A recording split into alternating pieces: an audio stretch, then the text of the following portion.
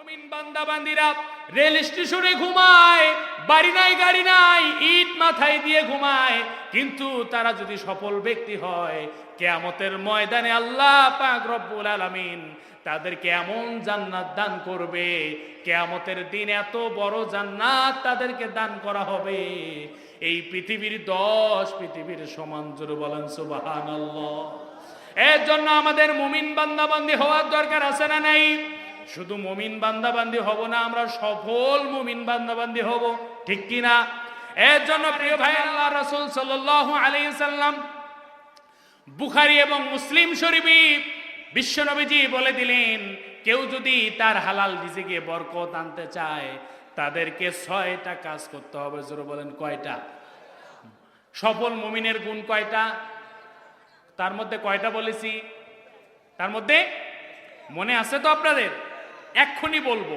প্রিয় ভাইয়েরা আমার, আল্লাহ রাসূল সাল্লাল্লাহু আলাইহি সাল্লাম বলেন, কেউ যদি তাদের সম্পদের মধ্যে বরকত আনতে চায় তাদের 1 নাম্বার কাজ করতে হবে, যারা নিজের রিজিককে নষ্ট করে ফেলেছে, যারা রিজিকের মধ্যে নিজেদের কর্মের কারণে যাদের রিজিক নষ্ট হয়ে যায়, সেই খারাপ কাজ হলো 6টা, যে খারাপ বদ আমলের কারণে আল্লাহ পাক আমাদের রিজিককে নষ্ট করে দিয়েছে। জোরে বলেন নাউজুবিল্লাহ। 1 নম্বরে ধোঁকা এবং প্রতারণা যারা করে তাদের রিজিক নষ্ট করে দেন কে? আলু কিনতে গেছেন, আলুর দাম এত, পচা আলু নিজের দিকে ঢুকায় দিয়া বলে খুব বাম্পার আলু নেন, 70 টাকা কেজি, ঠিক কিনা? এই যে প্রতারণা করলে আপনার থেকে 100 টাকা নিল, বাড়িতে গিয়ে দেখবে তার স্ত্রীর এমন রোগ হয়েছে 500 টাকার ওষুধ কিনা লাগে। কথা বলেন না কেন? এর জন্য তারা প্রতারণা করবে, আল্লাহ পাক রব্বুল আলামিন তাদের রিজিকের মধ্যে আল্লাহ তাআলা তাদের রিজিকগুলোকে ধ্বংস করে দিবে। জোরে বলেন নাউজুবিল্লাহ। 2 নম্বরে বলেন, ওই সমস্ত বদ আমলের কারণে, খারাপ কাজের কারণে আল্লাহ পাক রব্বুল আলামিন রিজিক নষ্ট করে দেয়। 2 নাম্বার, যারা অধিক পরিমাণে কসম কাটে, কসম খায়, আছে না নাই? বলে হুজুর আল্লাহর কসম এটা নেন, খুব ভালো জিনিস, আপনাকে 200 গ্রাম বেশি দিলাম, বাড়িতে গিয়া দেখি 200 গ্রাম কম। এমন ব্যবসায়ী আছে না নাই? যারা বারবার কথায় কথায় কসম খাটে তারা হলো মুনাফিক, ঠিক কি না? বারবার কসম খাওয়া এটা ভালো মানুষের কাজ না, ঠিক কি না? আর কসম যদি কেউ কাটে সেটা কার নামে? আল্লাহ ব্যতীত মায়ের কসম, বাবার কসম, মাটির কসম, আসমানের কসম, সব কসম হারাম। কথা বলেন ঠিক কি না? প্রিয় ভাইয়েরা আমার, এর জন্য ওই সমস্ত খারাপ কাজের কারণে, বদ আমলের কারণে আমাদের রিজিকগুলো আল্লাহ তাআলা নষ্ট করে দেয়। 3 নাম্বার হলো, যারা সুদ খায় তাদের রিজিক থেকে আল্লাহ তাআলা বরকত উঠায় নেয়, তাদের সুখ আল্লাহ তাআলা ধ্বংস করে দেয়। কথা বলেন ঠিক কি না? রাসূল সাল্লাল্লাহু আলাইহি সাল্লাম বলেন, ওই সমস্ত বদ আমলের কারণে, খারাপ কাজের কারণে তোমাদের রিজিকগুলো আল্লাহ তাআলা ধ্বংস করে দেয়। তাদের মধ্যে 3 নাম্বার কোয়ালিটি হলো যারা সুদ খায়। আছে না নাই? আরো জোরে বলেন, আছে না নাই? কষ্ট হচ্ছে আপনাদের? সুদের পক্ষে বলবো না বিপক্ষে বলবো? হ্যাঁ, পক্ষে বলবো? হ্যাঁ, বিপক্ষে। সুদ আছে যেখানে, আমরা নাই। যেই ভাইরা সুদ খান ভাইদেরকে বলবো, ভাই বাদ দেন, কারণ সুদের 1 নম্বর বড় গুনাহ আল্লাহ এবং আল্লাহর রাসূলের সাথে যুদ্ধ ঘোষণা করা। নাউজুবিল্লাহ বলে। পৃথিবীর কোন মায়ের বেটা বাবা মা আল্লাহর সাথে যুদ্ধ করতে পারে? আল্লাহ তাআলা এটা চিন্তা করলেও বলাটাও কত বড় দুঃসাহস। কথা বলেন ঠিক কিনা? বলাটাও কত বড় আশ্চর্যজনক ব্যাপার, কত বড় ভয়ানক ব্যাপার, আল্লাহর সাথে নাকি যুদ্ধ হবে। নাউজুবিল্লাহ বলে। এর জন্য যারা মুমিন হবে তারা সুদের সাথে কোনো সম্পর্ক থাকবে। এর জন্য আজকের মাহফিল থেকে আমরা তওবা করে ফিরে যাব, আমরা সুদের সাথে থাকবো, সুদের সাথে থাকবো। আর যারা থাকবে তাদের বাড়িতে ঘ্যানঘ্যানি প্যানপিনি, ছেলে কথা শোনে না, স্ত্রীর কোমর ব্যথা, ছেলের মাজা ব্যথা, নিজের কিডনি নষ্ট, নিজের হার্ট ব্লক, এগুলো গজব নাজিল করবেন কে? আরো জোরে বলতে হবে কে? আল্লাহ পাক রব্বুল আলামিন। আল্লাহ রাসূল সাল্লাল্লাহু আলাইহি ওয়াসাল্লাম বলেন, 4 নাম্বারের কারণ হলো যাদের কারণে তাদের রিজিকটা নষ্ট হয়ে যায়, যারা নিয়ামতের শুকরিয়া আদায় করে না। আল্লাহ তাআলার যে নিয়ামত পেয়েছে এই নিয়ামতের তারা শুকরিয়া আদায় করে না। আল্লাহ পাক বললেন, যারা নিয়ামত পেয়ে শুকরিয়া আদায় করে না, আমি আল্লাহ নিয়ামতকে ছিনায় নেই। জোরে বলেন নাউজুবিল্লাহ। এর জন্য আমরা সুন্দর আল্লাহ তাআলা চেহারা দিয়েছেন, বলবো আলহামদুলিল্লাহ। আমার একটা হাত আছে, কিন্তু অনেক ভাইয়ের 2টা হাতই নাই, কথা বলেন ঠিক কিনা? আবার 2টা চোখ আছে, অনেক ভাইয়ের 2টা চোখ নাই, বলেন আলহামদুলিল্লাহ। আমার 2টা পা আছে, অনেক ভাইয়ের পা নাই। আমার পা নাই, হাতও নাই, কিন্তু অনেক ভাইয়ের চোখও নাই, পাও নাই, হাতও নাই। তার চেয়ে তো আমি ভালো আছি, আলহামদুলিল্লাহ। প্রিয় ভাইয়েরা আমার, আল্লাহ তাআলা কিয়ামতের ময়দানে সফল মুমিনদেরকে যদি জান্নাত একটা দান করে, এই পৃথিবীর 10 পৃথিবীর সমান আল্লাহ পাক রব্বুল আলামিন জান্নাত দান করবে। জোরে বলেন সুবহানাল্লাহ। মুমিন বান্দা বান্দিরা রেল স্টেশনে ঘুমায়, বাড়ি নাই, গাড়ি নাই, ইট মাথায় দিয়ে ঘুমায়, কিন্তু তারা যদি সফল ব্যক্তি হয়, কিয়ামতের ময়দানে আল্লাহ পাক রব্বুল আলামিন তাদেরকে এমন জান্নাত দান করবে, কিয়ামতের দিন এত বড় জান্নাত তাদেরকে দান করা হবে, এই পৃথিবীর 10 পৃথিবীর সমান। জোরে বলেন সুবহানাল্লাহ। এর জন্য আমাদের মুমিন বান্দাবান্দি হওয়ার দরকার আছে না নাই? শুধু মুমিন বান্দাবান্দি হব না, আমরা সফল মুমিন বান্দাবান্দি হব, ঠিক কিনা? এর জন্য প্রিয় ভাইয়েরা আমার, বলতেছিলাম, যারা সফল মুমিন বান্দাবান্দি হতে চায় তাদের 3 নাম্বার কোয়ালিটি হলো তারা যাকাত দিবে আল্লাহর সন্তুষ্টির জন্য। জোরে বলেন আল্লাহু আকবার। সুর জীবনে বহুত শুনছেন, 100 বছর থেকে কোরআনের মাহফিল হয়, আজ পর্যন্ত মসজিদে জুতা চুরি বন্ধ হয় নাই। কথা বলেন না কেন? হয়েছে? বন্ধ হয় নাই। 100 বছর থেকে কোরআনের মাহফিল হয়, আজ পর্যন্ত সমাজ থেকে সুদ বন্ধ হয় নাই।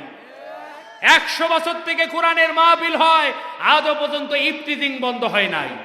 100 বছর থেকে কোরআনের মাহফিল হয়, এখন পর্যন্ত আমরা মসজিদ মাদ্রাসার ইমামদের বেতন ভালো করে দিতে পারি নাই। প্রিয় ভাইয়েরা আমার, এর জন্য আমরা কোরআনের 100 বছর থেকে তাফসির শুনতেছি, সমাজ থেকে আমরা একটা অন্যায়ও এখন পর্যন্ত দূর করতে পারলাম না।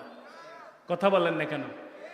চরমনাই হুজুররা চরমনের আঙ্গিকে কোরআনের দাওয়াত দিচ্ছে, আহলে হাদিসের ভাইয়েরা সঠিক হাদিসের কথা বলে মানুষদেরকে দিনের পথে আনতেছে, বিভিন্ন রাজনৈতিক দলের নেতারা ভালো ভালো বক্তব্য দিয়ে মানুষদেরকে লাইনে আনার চেষ্টা করতেছে, জামাত হেফাজত সবাই বাংলাদেশের মানুষের ঈমান আমল আখলাক নিয়ে কাজ করতেছে।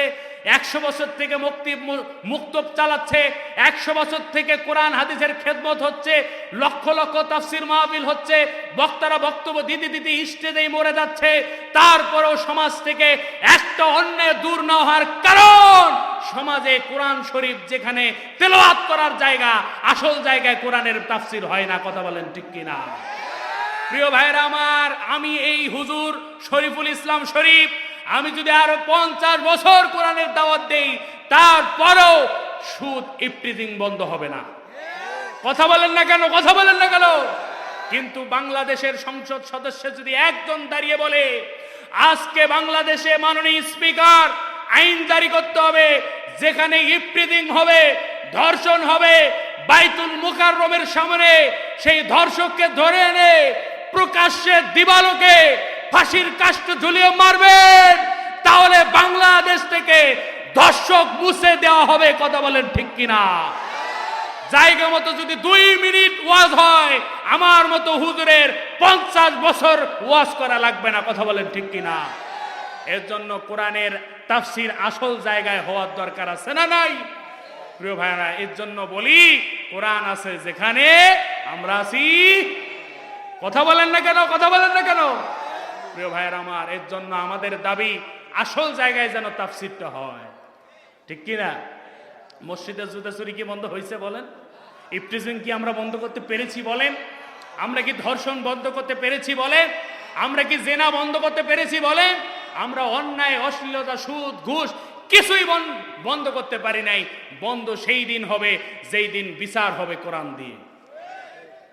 আল্লাহ রাব্বুল আলামিন বলেন, ومن لم يحكم بما أنزل الله فأولئك هم الكافرون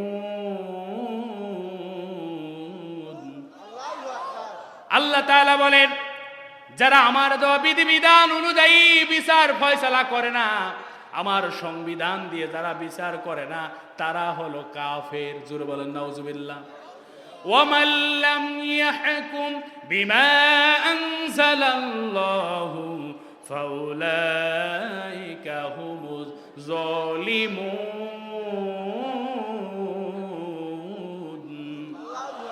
ومن لم يحكم بما أنزل الله فأولئك هم الفاسقون আল্লাহ পাক কোরআনুল কারীমের মধ্যে স্পষ্ট করে জানিয়ে দিলেন, তোমরা যদি আমার দেওয়া বিধিবিধান অনুযায়ী যারা বিচার ফয়সালা করবে না, তারা হলো জালিম, তারা হলো ফাসিক, তারা হলো কাফির। ঘোষণা মোল্লার নাকি আল্লাহর? জোরে বলতে হবে কার? এর জন্য সব জায়গায় কোরআনের আলোকে যদি বিচার ফয়সালা হয়, তাহলে বাংলাদেশ থেকে কোনো চোর খুঁজে পাওয়া যাবে না। কারণ চোরের ব্যাপারে আইন জারি করেছেন কে? ওয়াসারিকু ওয়াসারিকাত। চোর এবং সুন্নি ধরতে পারলে হাত কেটে দিবেন, আইন কার? কথা বলেন না। এরপর আল্লাহ রাব্বুল আলামিন বলেন, যারা বিবাহিত জিনাখোর, যারা বিবাহিত জিনা করে, তাদের হবে মৃত্যুদণ্ড। কি হবে? যারা বিবাহ করার পর জিনা করবে, তাদের কোরআনের শাস্তি কি? সবাই বলেন মৃত্যুদণ্ড। প্রিয় ভাইয়ের আমার, একদিন জিনাখোরকে আপনি ধরে মৃত্যুদণ্ড দিয়ে দেখেন, ইফতিজিং, খুন, ধর্ষণ বন্ধ হবে? হবে না? হবে কি না? আল্লাহ তাআলা এমন একটা দিন দেখ, সবাই বলেন আমিন। প্রিয় ভাইয়ের আমার, এই দেশকে সব দল চাচ্ছে এই দেশটাকে একটা শান্তময় দেশ করতে, ঠিক না? এর জন্য দল যারা করেন তাদেরকে বলবো, ভাই কোরআনের নীতিতে আপনারা বক্তব্য দেন, কথা বলেন, আইন পাশ করেন, আল্লাহ তাআলা শান্তি দান করবে, ঠিক কি না? আল্লাহ পাক রব্বুল আলামিন বলেন, ওয়াল্লাযীনা হুম লিফুরুজিহিম হাফিজুন। 4 নাম্বার কোয়ালিটি হলো সফল মুমিন ওই ব্যক্তি যাদের 4 নাম্বার কোয়ালিটি হলো যারা তাদের লজ্জা স্থানের হেফাজত করে। জোরে বলেন সুবহানাল্লাহ। বিশ্বনবীজি বলেন, যারা 2 চোয়ালের মাঝখান আর লজ্জা স্থান 2 উরুর মাঝখানের গ্যারান্টি যারা দিবে, বিশ্বনবীজি বলেন তাদের জন্য আমি জান্নাতের গ্যারান্টি দিয়ে দিলাম। জোরে বলেন আল্লাহু আকবার। প্রিয় ভাইয়ের আমার, এর জন্য আমাদের জবানকে হেফাজত করার দরকার আছে না নাই? আমাদের লজ্জা স্থানের হেফাজতের দরকার আছে না নাই? যারা আজকে লজ্জা স্থানের হেফাজত করবেন আর মুখের হেফাজত করবেন, কারণ একটা মানুষের মুখ আর লজ্জা স্থান দিয়ে সমাজের সব চাইতে বড় বড় অন্যায়গুলো সংগঠিত হয়। কথা বলেন ঠিক কি না? প্রিয় ভাইয়েরা আমার, এর জন্য আমাদের জবানের হেফাজতের দরকার আছে না নাই? প্রিয় ভাইয়েরা আমার, লজ্জা স্থানের হেফাজত আজকে আমাদের সমাজে যেটা বেশি ছড়িয়েছে সেটা হলো গোপনে গোপনে জেনা করে মানুষ। কথা বলেন ঠিক কি না? এইরকম দুনিয়াতেই জিনাকারীদের দুনিয়াতেই 3টা শাস্তি হবে। জোরে বলেন কয়টা? আবার আখিরাতের শাস্তি তো অপেক্ষা করতেই আছে। 1 নাম্বার, যারা গোপনে জেনা করবে আল্লাহ পাক তাদেরকে মহামারীর মধ্যে জীবন নিয়ে নিবে। মহামারী হবে, করোনা হবে, বিভিন্ন বড় বড় রোগ হবে, মহামারীর রূপ ধারণ করবে। ওই সময় তাদের মৃত্যু হয়ে যেতে পারে, খুবই অসম্মানজনক মৃত্যু হবে। 2 নাম্বার, দুনিয়াতেই গোপন জিনাকারীদের শাস্তি হবে। 2 নাম্বার, রাসূল সাল্লাল্লাহু আলাইহি ওয়াসাল্লাম বলেন তাদেরকে এমন রোগ দেওয়া হবে যে রোগ তাদের বংশের মধ্যে কারোই ছিল না। জোরে বলেন নাউজুবিল্লাহ। নাউজুবিল্লাহ বলবেন না? 3 নম্বরে যারা গোপনে জিনা করবে, আল্লাহ রাসূল সাল্লাল্লাহু আলাইহি ওয়াসাল্লাম বলেন তাদের আয় ইনকাম, তাদের ফ্যামিলিতে তার যত হালাল রিজিক আছে সব কিছু থেকে আল্লাহ তাআলা বরকত উঠায় নেবে। নাউজুবিল্লাহ বলবেন না? এর জন্য জিনার সাথে মুমিনদের কোনো সম্পর্ক, আমাদের অশ্লীলতার সাথে বেহায়াপনার সাথে মুমিনদের কোনো সম্পর্ক